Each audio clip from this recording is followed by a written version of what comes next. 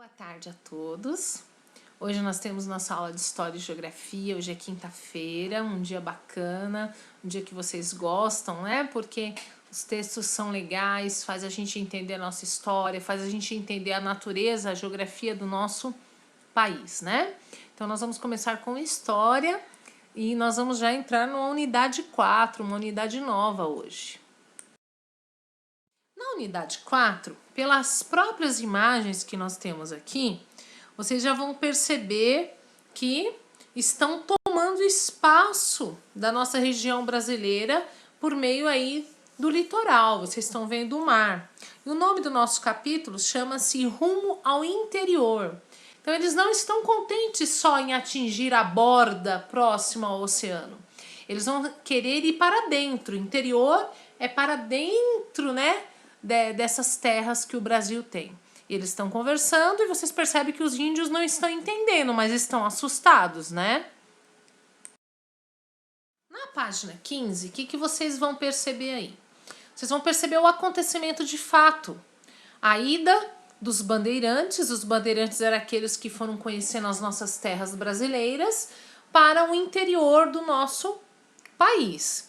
Então começaram a entrar, região de São Paulo, eles partiram para o interior do Brasil, foram buscar riquezas, terras e escravos. Então vocês vão ler o texto, pelas imagens vocês já percebem que não vai ser uma coisa tão passível assim, não vai ser uma coisa tão passiva, nós vamos ter alguns problemas. Essa imagem bonita que tem embaixo, assim, aí embaixo, logo próxima página 15, vocês estão vendo aí os soldados índios de Mogi das Cruzes. Então, regiões aí em que foram afetadas, porque acabaram que foram pelas lutas que foram conseguindo esses espaços e houveram as expedições bandeirantes. Cidade de São Paulo, lá em Santo Amaro, a gente tem uma estátua de um bandeirante muito famoso que fez toda uma composição da região lá.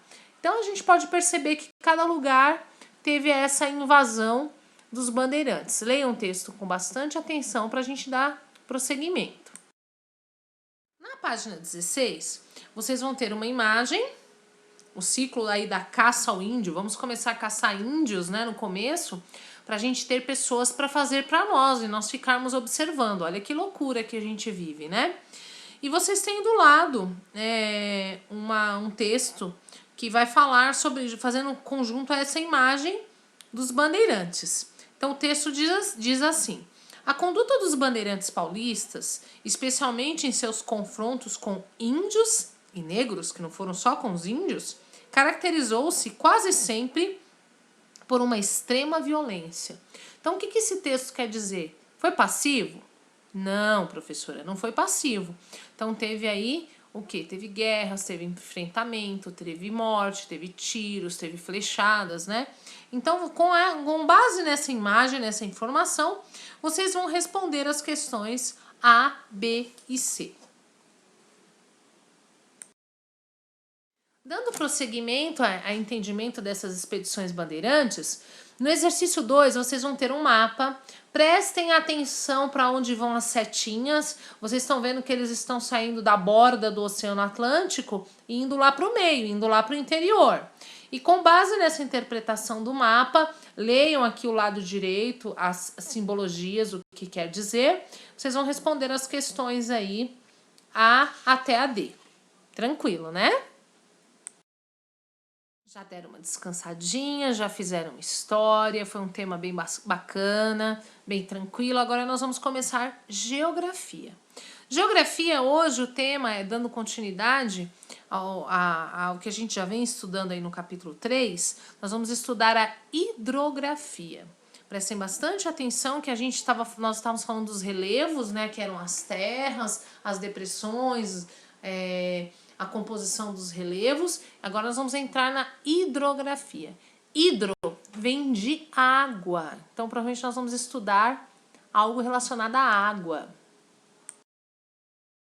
Hidrografia nada mais é que a parte da geografia que estuda os rios, os lagos, as águas subterrâneas, os mares e os oceanos. Então, nós vamos entender um pouquinho. Se vocês olharem essa imagem bonita que tem aí, leiam com bastante cuidado, desde a nascente lá no alto, vocês estão vendo? Aí a cada etapa, até chegar lá nas margens e chegar na foz, a foz, onde fica aí, que chamamos de foz, que é o percurso que o rio deságua e acaba parando em outro rio.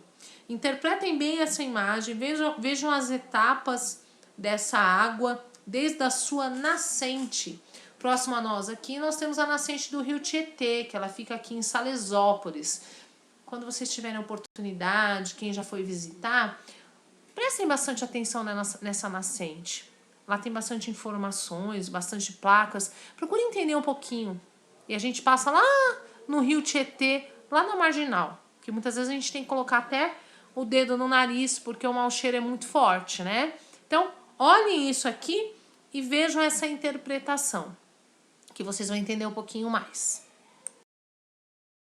Na página 13, nós vamos estudar um pouquinho sobre a questão dos rios. E a primeira situação de um rio que a gente precisa entender, que nós temos os rios perenes e os rios intermitentes. Professora Adriana, o que é o rio perene? O rio perene é aquele que ele é permanente, ele não vai mudar. Ele tem aquela estrutura, devido à quantidade de águas, devido a toda a sua estrutura, ele vai ser sempre aquele rio, ele não vai mudar, né? Por exemplo, o rio Solimões, né? Um rio perene, ele não muda, né? Então, é um rio que ele tem outro nome, porque vocês vão perceber que ele vai ter outro nome, mas ele é um rio que não muda. Em compensação, a gente vai ter um rio intermitente. O que é um rio intermitente? Ele é um rio temporário. De repente, na época das cheias, ele se torna um rio. Quando é época de secas, se torna um areião, se torna um charco. Então, nós temos esses rios também. Vocês sabiam?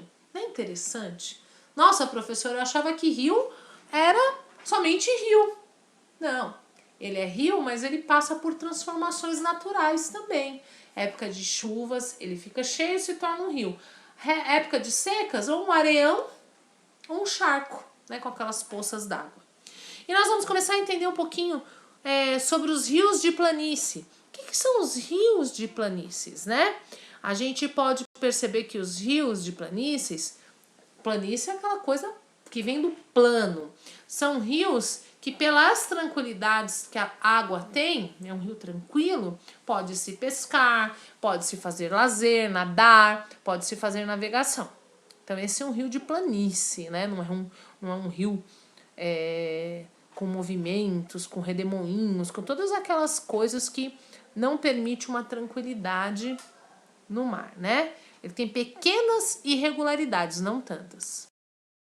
Se o rio de planícies é um rio tranquilo, o rio de Planalto, ele já é um rio mais acidentado, ele já é um rio com mais irregularidades, ele já é um rio mais perigoso, onde as pessoas têm que tomar bastante cuidado, né? Que correm vários riscos de desníveis, né? E nisso já não é um rio tão assegurado para nadar, para pesca, é um rio mais perigoso. E nós temos a mata ciliar e a preservação dos rios. Então a gente tem que prestar bastante atenção que as matas, elas compõem, elas fazem parte, né? Os rios ficam, as margens do leito de um rio, eles são entre as matas ciliares. Então a gente olha, vê que tem matas que formam as vegetações ao redor. O que faz? Que diminui que o rio seque, que o rio mude sua aparência, né? Então, essa mata ciliar, ela ajuda a preservar os rios. Vocês estão vendo a imagem, as pessoas plantando ao redor do rio árvores. Por quê?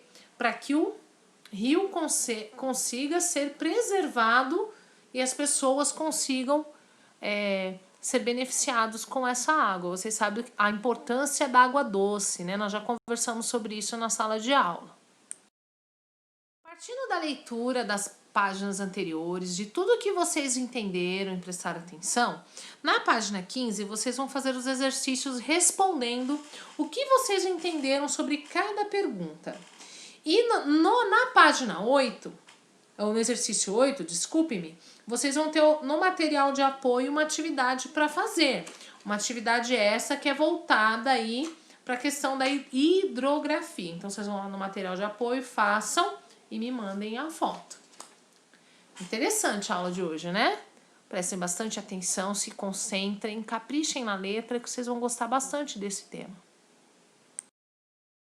Espero que vocês tenham entendido, espero que vocês tenham entendido um pouco essa questão dos bandeirantes, essa tomada para o interior, para conquistar novas terras aí no Brasil.